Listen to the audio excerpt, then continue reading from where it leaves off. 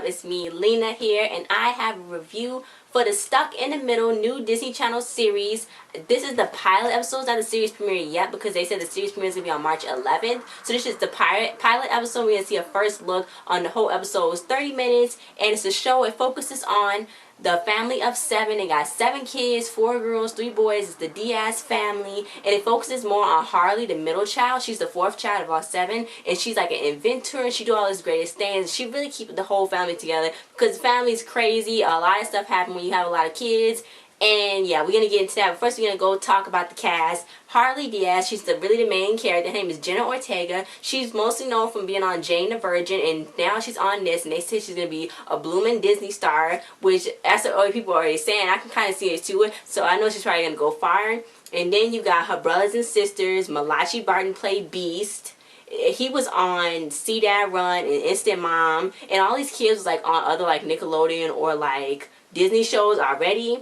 So then you got Nicolas Bechtel. He played Lewie Diaz, and he was on General Hospital, from what we watch as a soap opera. He's from General Hospital, and then he was on American Crime Story with the Rob Kardashian thing. He was on a whole bunch of stuff. So that's another kid that's on there. You got Ariana GreenBlatt. She played Daphne. She's on Liv and Maddie. You got Ronni Hawk. She was on Benson in the Dark, The Gift of Giving. She was on a whole bunch of stuff. And then you got Kayla Maisonet, which was actually on Dog with a Blog, and who said that Allison Brown, who wrote Dog in the Blog, she wrote on this show too. So remember she played Avery's friend. She was Avery's friend on Dog in the Blog, Lindsay. So she's on here. And then you got the dad, Joe Nieves. He was on a whole bunch of stuff. He's on How I Met Your Mother. He was on How I Met Your Mother for a long time. He was on The Mentalist. He was on a lot of adult primetime grown-up shows. Got Isaak Presley. He played Ethan. He was on Wet Hot American Summer First Day of Camp, which come on Netflix. That's a series on Netflix that I haven't watched yet, which I probably should go check out because it's on there. And then you got Cerina Vincent, who is actually the mother. She plays Suzy Diaz, and she was on Power Rangers, they said. She's on a whole bunch of stuff, Not Another Teen movie.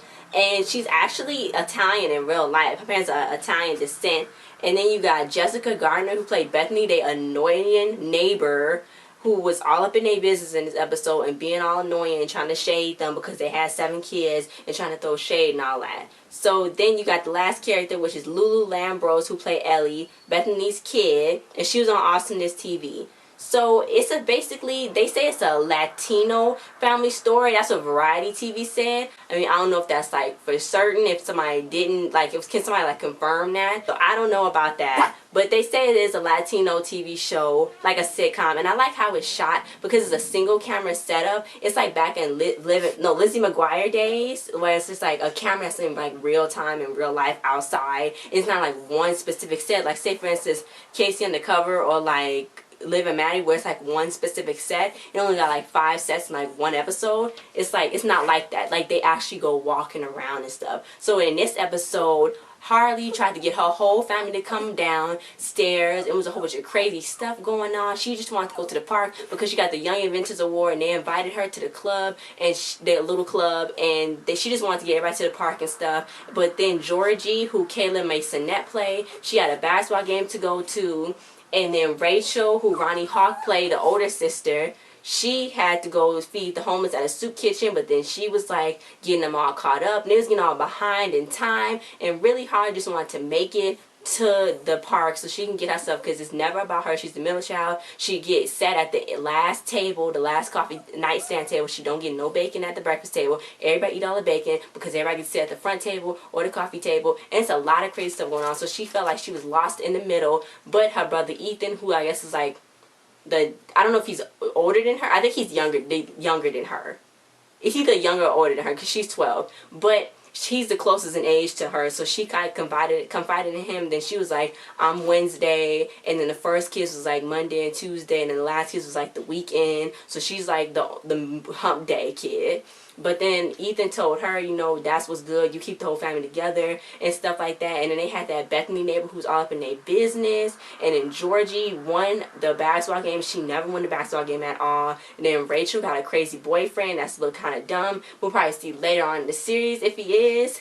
But yeah, it's a lot of stuff that go on in the show. And I actually like the show because it's like, it's not like your typical like like regular show or something. I know some people said bring like Good Luck Charlie, but it's kind of like more than Good Luck Charlie because it's like I said, it's not like a multi-camera setup thing. I actually like it because I feel like it's gonna tell real stories. At the end, the thing she invented was a 7-seated table with cup holders and like a rotating place so everybody can get their food, which is like real relatable because a lot of people got a lot of families and a lot of kids and stuff, and they need more like relatable shows. So I think that this is good for kids to be watching because it's real life, and they're probably gonna do real life problems, and they're probably gonna go some real life stuff. So hopefully it stay on the right track and then go really good because I actually liking it. I'm gonna watch it on March 11th when it premiere for real because this is just the pilot episode.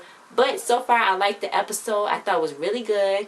Tell me in the comments below if you guys liked it. I think it's nice to see more fresh faces because now Disney's going to be shooting everybody on here. Anybody else on another Disney show is coming on this Disney show. Anybody's going to be on this Disney show is probably going to get their own Disney show in the future.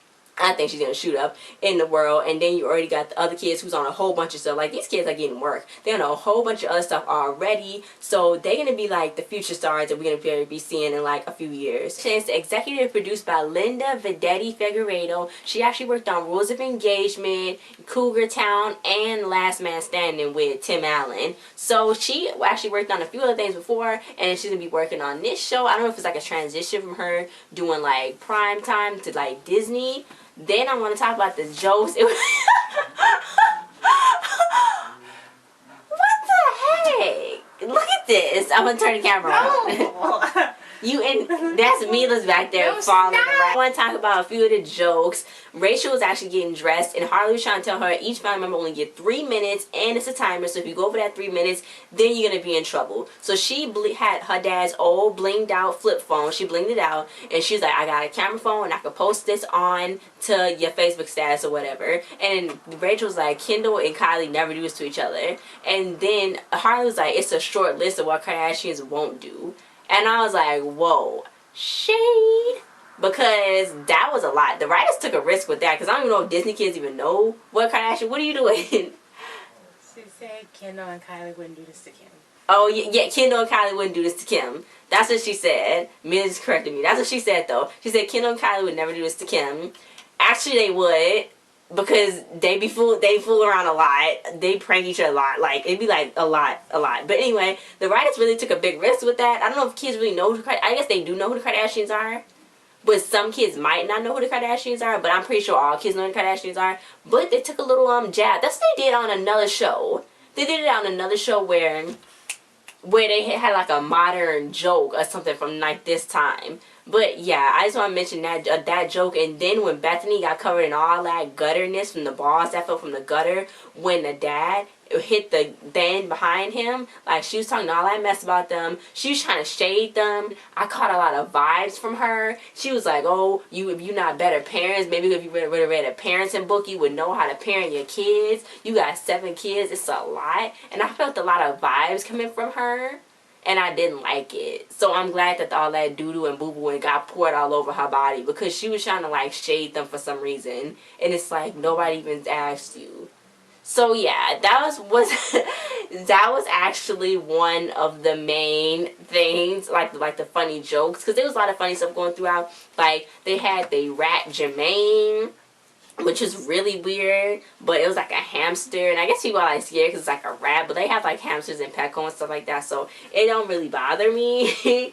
But yeah, so then everybody's like going crazy over the kid who played Ethan, Isaak Presley. They say he's like the new crush heartthrob, and I'm like, that's what Jared Jr. said, and I was like, I don't think so. That's like a kid, so maybe you should wait till you get older to start saying that type of stuff. But whatever. And he played a guitar too. They say he played a guitar. He's like a martial artist. He know a whole bunch of stuff. And yeah, and they did a whole Q&A on Jared Jr. So you guys can go check that on their website. But that was it. Oh, and on February 21st, Best Friends Never is coming back, guys. We haven't seen them since the Christmas episode, since last year. Best Friends Never haven't come on. And now this is going to be the first episode, or the first of the year.